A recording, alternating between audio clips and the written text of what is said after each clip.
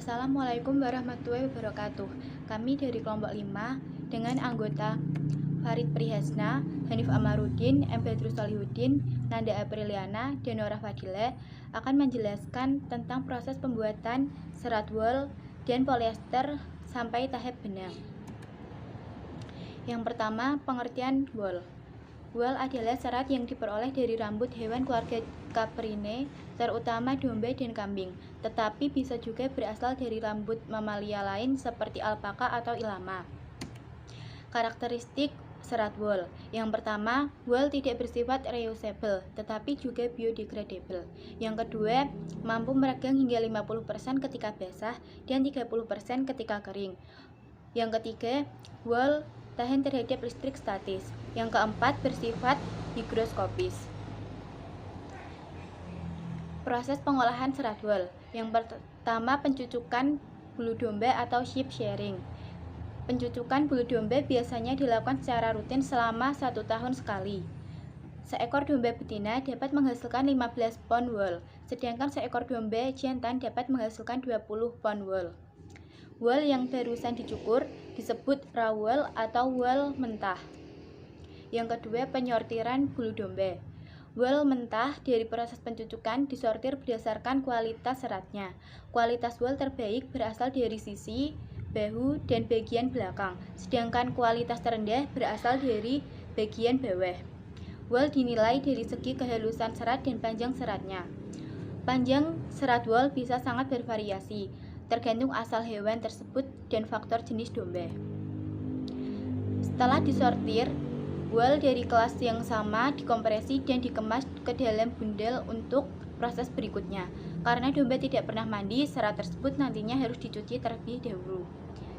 Kemudian selanjutnya akan dijelaskan oleh teman saya.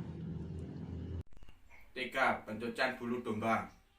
Setelah proses penyortiran selesai dilakukan, wol dicuci untuk menghilangkan bau dan kotoran yang menempel. Kemudian wol dibilas dan diperas untuk mengeringkannya. Pencucian wol dilakukan dalam serangkaian pemandian alkali dan wol dibilas dan diperas melalui roll untuk mempengeringannya. Tujuan utama dari pencucian wol adalah menghilangkan minyak dan lanolin, urin, feses, debu, sehingga wol lebih bersih dan tidak berbau aneh. Proses ini akan menghasilkan lanolin sebanyak lemak semacam lemak yang digunakan dalam pembuatan kosmetik, sabun, dan produk rumah tangga lainnya. Selesai dicuci dan dikeringkan, wol siap untuk diolah lebih lanjut. 4. Menyikat wol atau carding. Proses carding diperlukan untuk meluruskan serat wol. Pada tahap ini, wol yang sudah bersih dan kering dilewatkan melalui penggulungan kawat untuk meluruskan serat dan menghilangkan kotoran yang tersisa. Sepintas, proses carding yang dilakukan pada tahap ini mungkin akan terlihat seperti carding kapas, tetapi jauh lebih rumit daripada carding kapas yang dibutuhkan beberapa mesin dengan fungsi dan yang berbeda untuk bekerja sama. Ada 3 tahap. A. Mesin pembuat wol. Fungsi utama: membuat serat wol menjadi susunan teratur dari serat tunggal dan serat halus. B. Fungsi plat carding.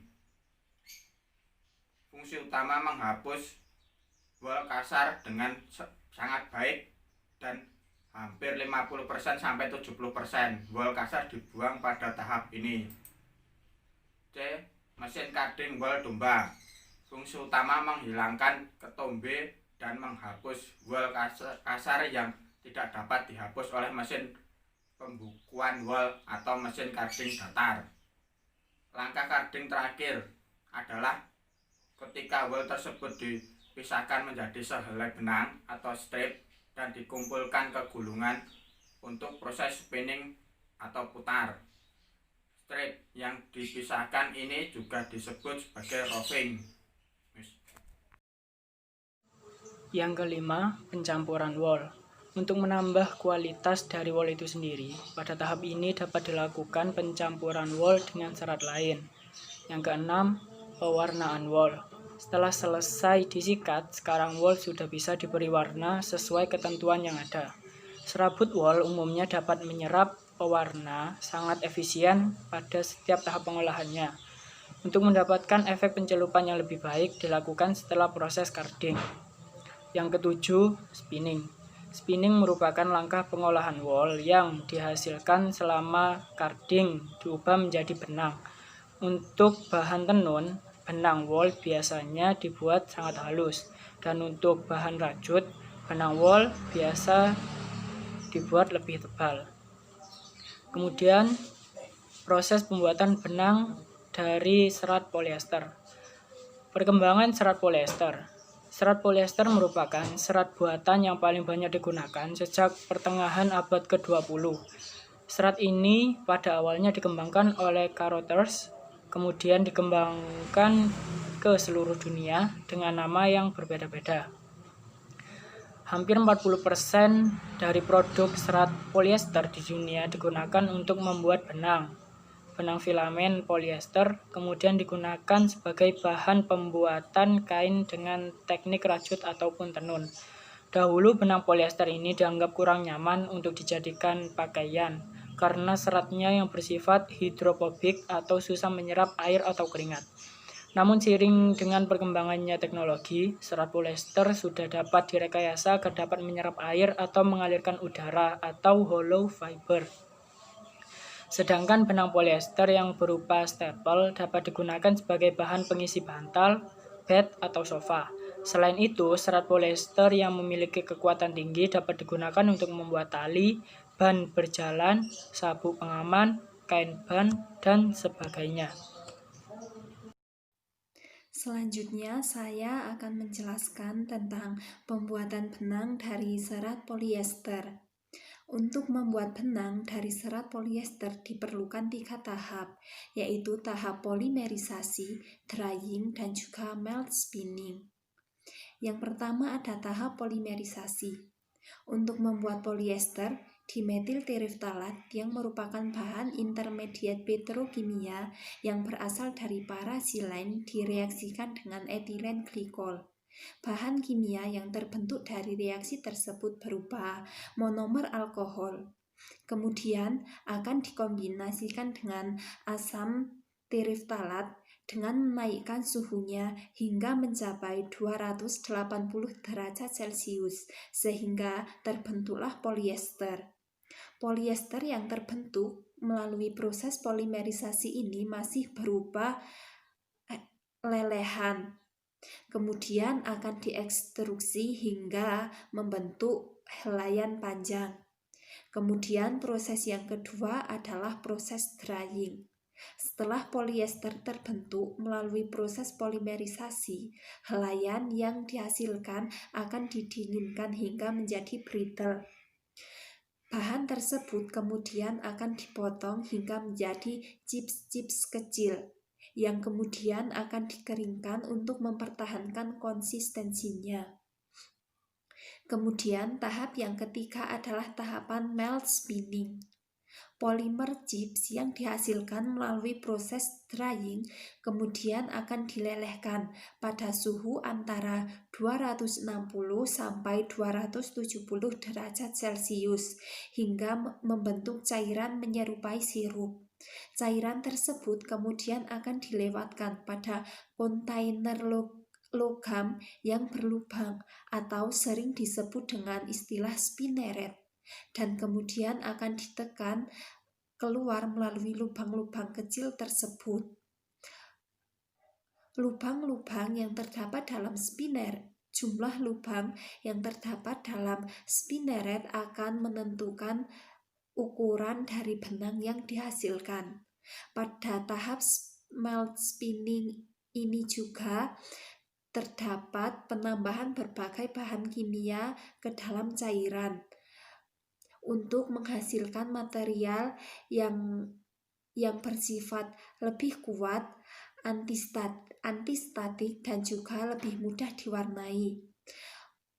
Untuk proses pembuatan benang dari serat polyester secara lengkap dapat dilihat pada gambar berikut ini.